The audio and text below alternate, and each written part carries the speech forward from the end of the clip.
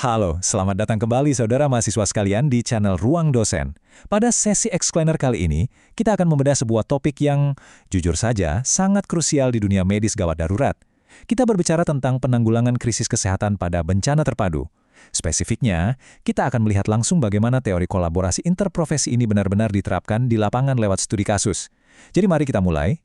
Agar pembahasan kita lebih terarah, agenda kita hari ini terbagi menjadi 5 poin utama. Kita akan mulai dari konsep dasarnya, lalu masuk ke 4 kompetensi inti, memetakan peran masing-masing tim, membedah simulasi kasus luar biasa untuk diare, dan terakhir, melihat apa saja hambatan nyata yang sering muncul di lapangan. Oke, kita masuk ke bagian pertama, konsep dasar kolaborasi interprofesi dan bagaimana kita bertransisi ke dalam sistem komando. Coba bayangkan Anda berada tepat di tengah zona bencana. Semuanya serba cepat, dinamis, dan jujur saja, sangat kacau. Dalam situasi seperti itu, ada satu fakta akademis yang mutlak. Tidak ada satupun profesi kesehatan yang bisa bekerja sendiri. Mustahil.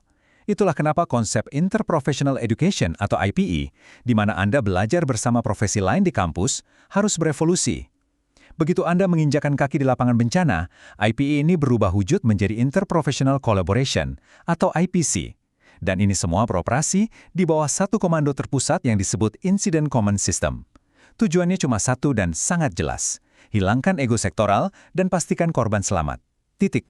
Lanjut ke bagian kedua, 4 kompetensi inti IPC yang benar-benar menjadi fondasi kolaborasi efektif. Nah, pertanyaannya sekarang, sebelum Anda terjun ke zona darurat, bekal spesifik apa yang wajib Anda miliki? Ada 4 pilar utama. Pertama, nilai dan etika. Ini berarti keselamatan pasien selalu, dan saya tekankan, selalu menjadi prioritas di atas kepentingan profesi Anda sendiri. Kedua, peran dan tanggung jawab. Anda harus benar-benar tahu di mana batas wewenang Anda dan profesi lain, supaya tidak terjadi kesalahan fatal. Ketiga, tentu saja, komunikasi. Dan yang keempat, kerja tim. Kemampuan untuk terus bergerak, merencanakan, dan mengevaluasi di bawah tekanan yang luar biasa. Berbicara soal komunikasi, saat situasi sedang gawat, Anda tidak bisa menyampaikan data secara bertele-tele. Pelaporan nilai kritis dari laboratorium misalnya harus selalu menggunakan teknik SBAR, Situation, Background, Assessment, dan Recommendation. Kenapa SBAR? Karena ini adalah standar bahasa universal di dunia medis. Cepat, efisien, dan tanpa ruang untuk salah paham. Tanpa metode ini, informasi yang bisa menyelamatkan nyawa bisa hilang begitu saja di tengah kepanikan.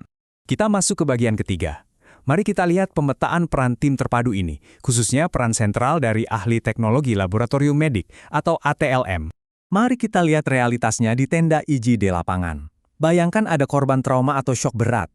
Di sini, dokter bedah dan perawat tidak bisa bertindak optimal kalau mereka buta data. Mereka sangat-sangat bergantung pada pergerakan ATLM. Ketika dokter butuh melakukan resusitasi cairan atau butuh darah transfusi segera, kecepatan ATLM dalam memberikan data analisis gas darah atau hasil cross-match cyto itu benar-benar jadi penentu. Ini kolaborasi yang tidak bisa ditawar sama sekali. Sinergi serupa juga krusial di barak pengungsian. Fokusnya di sini adalah pencegahan. Sanitarian akan turun memeriksa lingkungan dan mengambil sampel air minum. Tapi tunggu dulu, keputusan besar seperti klorinasi massal baru bisa dieksekusi setelah ATLM melakukan uji mikrobiologis dan mengkonfirmasi adanya bakteri mematikan seperti E. coli. Dua profesi ini bekerja seperti gembok dan kuncinya untuk mencegah wabah berbasis air. Dan jaring kolaborasi ini menyebar lebih luas lagi ke epidemiolog dan apoteker. Para epidemiolog sangat butuh data serologi dari lab untuk melacak kemana arah wabah menyebar. Di saat bersamaan, tim farmasi harus selalu berkoordinasi dengan ATLM terkait suplai reagen yang sensitif suhu, atau untuk menyesuaikan stok obat berdasarkan data resistensi mikroba terbaru dari lab. Semuanya saling terhubung, benar-benar satu ekosistem yang utuh. Bagian keempat, ini yang paling menarik. Kita akan membedah anatomi krisis lewat skenario kejadian luar biasa atau KLB diare. Coba perhatikan baik-baik tempo pergerakannya di sini. Masuk hari ke-10 di barak, tiba-tiba perawat melaporkan lonjakan kasus balita dehidrasi parah karena diare cair. Nah, kata kuncinya di sini adalah paralel. Saat dokter segera memasang cairan rehidrasi, ATLM di detik yang sama mengambil sampel feses untuk diuji. Begitu hasilnya positif kolera, data itu langsung ditembakkan ke epidemiolog yang segera membunyikan alarm KLB. Dari situ sanitarian dan ATLM melacak sumber air yang tercemar. Hasilnya, rantai infeksi kolera berhasil diputus tuntas dalam waktu kurang dari 24 jam. Inilah bukti nyata bagaimana kolaborasi sistem komando bisa mencegah jatuhnya korban jiwa. Tapi, seindah apapun sistem itu bekerja, kita punya musuh besar di lapangan. Mari kita resapi kutipan ini. Mentalitas silo sangat merusak kerjasama tim dan secara langsung membahayakan nyawa korban di lapangan. Ini adalah peringatan keras. Sekelas apapun kemampuan medis Anda, semuanya bisa hancur berantakan kalau moral kerjasama tim dirusak oleh hambatan empiris ini. Yang membawa kita ke bagian kelima sekaligus bagian terakhir, hambatan kolaborasi di lapangan yang mengancam sistem komando. Kita harus rasional. Di atas kertas semuanya terlihat hebat, tapi di lapangan bencana, rintangan psikologis dan sosiologis itu nyata. Yang paling bahaya, silo mentality atau ego sektoral. Sederhananya ini adalah kesombongan. Anggapan keliru bahwa profesi A lebih superior, lebih berkuasa, atau lebih penting dari profesi B. Superiority kompleks semacam inilah virus yang paling cepat menghancurkan rantai komando dan komunikasi tim.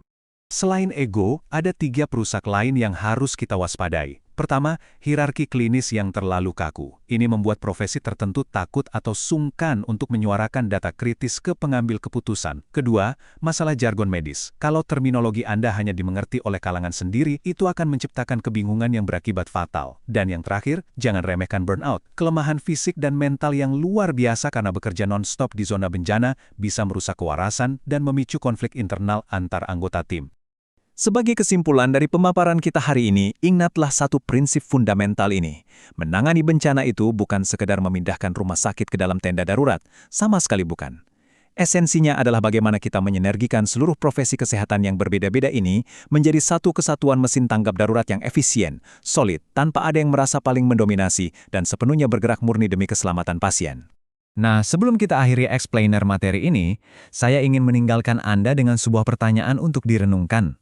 Keahlian teknis klinis maupun laboratorium sehebat apapun yang Anda banggakan, tidak akan pernah bisa menyelamatkan satu nyawa pun jika komunikasi gagal dilakukan. Pertanyaannya, ketika panggilan darurat itu tiba, sudah siapkah Anda secara mental menanggalkan ego sektoral di medan bencana? Subscribe channel ini, Ruang Dosen. Bila senang dengan video seperti ini, aktifkan lonceng untuk mendapatkan notifikasi bila ada video terbaru. Klik like dan share video ini jika dirasa bermanfaat untuk menyebarkan ilmu pengetahuan ke orang lain. Terima kasih banyak sudah berdiskusi dengan saya hari ini, dan sampai jumpa di sesi pemaparan akademik kita selanjutnya.